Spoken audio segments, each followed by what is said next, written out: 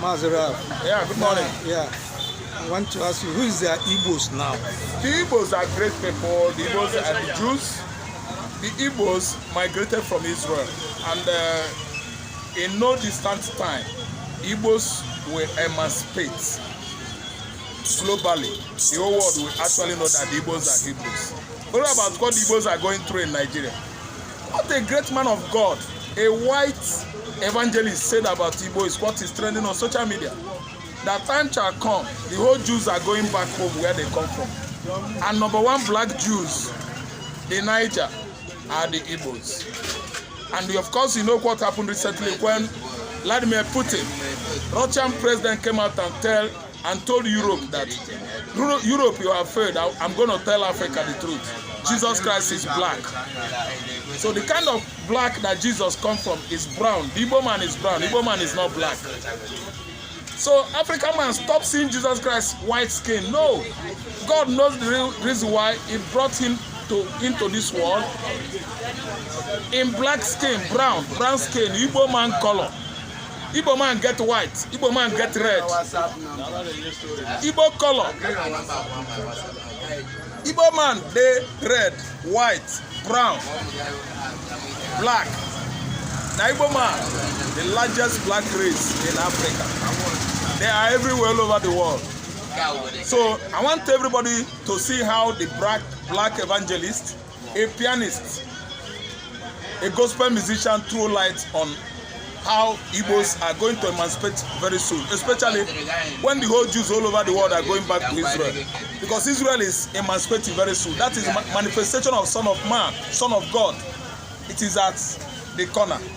That is when the whole world are going to be against Israel, God chosen people. That is when God will prove him whom he is. Hamas attacked Israel for how many days? Nobody supported Israel. The killings of Israeli soldiers, Israeli women, Israeli children in their land. Nobody talked. Nobody sided Israel. Everybody is siding Palestinian. Terrorists. Listen, I'm an Igbo man. I know side terrorists. I will never support Palestinian. I will never support Hamas, Hezbollah, Boko Haram. Killer headers, I will never support them. So what happened now that Israel is emancipating, and if Israel emancipates, the whole Igbos are manifesting. So that's my own take. And I would like you guys to subscribe from my channel. This is Odumego Juku Media Communications News. Subscribe, share, and like. Thank you. Thank you so much. Now, listening to the words of late Billy Graham, the Igbo race can never be erased. The Igbo nation can never be erased. The Igbo people can never be erased. No matter how you try, you cannot erase the Igbo nation. Watch your back. There comes a time when truth must rise from the ashes of silence. A time when the voice of the past breaks through the walls of history and shouts into the present. That time is now. That voice is the voice of the Igbo people, a people so powerful in spirit, so unbreakable in will, that even the mighty British Empire trembled at the sound of their name. They didn't fear the Igbo because they were violent. No. They feared the power of their mind, the strength of their unity, and the depth of their culture. The British Empire, with all its guns and global power, was shaken by a tribe that refused to bow, refused to break, refused to be erased. You see, the Igbo were never just another group of people to be colonized. They were a force of resistance, a pillar of self-rule, a threat to imperial lies. The Igbo believed in freedom long before the West defined it. They believed in justice before the colonizer could spell it. They governed themselves with systems so sophisticated that even European scholars were stunned. They didn't need kings appointed by foreigners. They chose their own leaders. They didn't need foreign religion to find God. They walked with him in spirit and in truth. That is what frightened the empire. Not their weapons, but their wisdom. Not their violence, but their vision. So the British tried to rewrite their story. They tried to brand them rebels, savages, pagans, because they feared their truth. But you cannot bury a people whose roots go deeper than any empire's foundation. You cannot silence a voice that carries the thunder of ancestors and the fire of future generations. The Igbos stood tall when others knelt.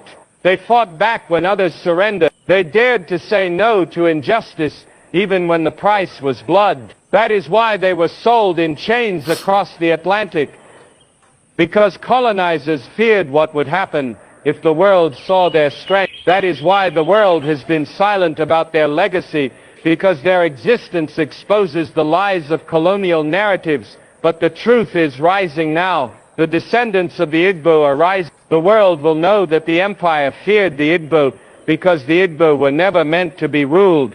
They were meant to lead.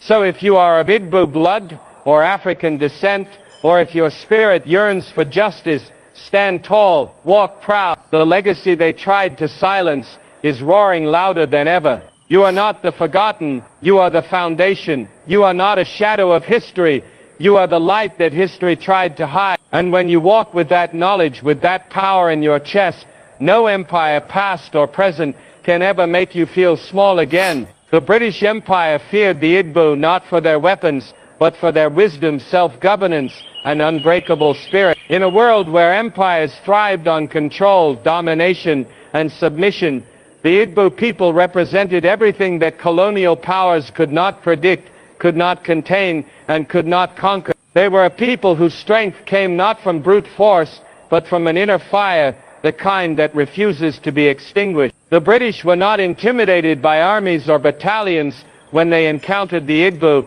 They were shaken by a culture that had crafted a society where freedom, equity, and intelligence ruled before the colonizers even arrived. The Igbo did not depend on foreign systems to dictate their way of life.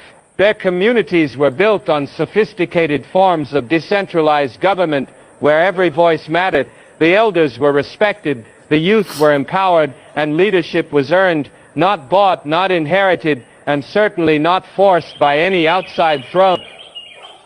This model of society undermined the very foundation of colonialism, which was built on the lie that Africa needed saving, structuring, and civilizing. But here stood the Igbo, already organized, already advanced, already powerful. Their knowledge of the land, of trade, of spirituality, and of communal governance made them a threat to the imperial narrative. Colonizers feared what would happen if other African tribes followed the Igbo example. What if the continent realized it didn't need to be ruled? What if the people realized they already had power, structure, and the divine right to lead themselves? The British Empire understood that the real danger wasn't in the Igbo lifting a sword, but in them lifting their heads high, refusing to bow,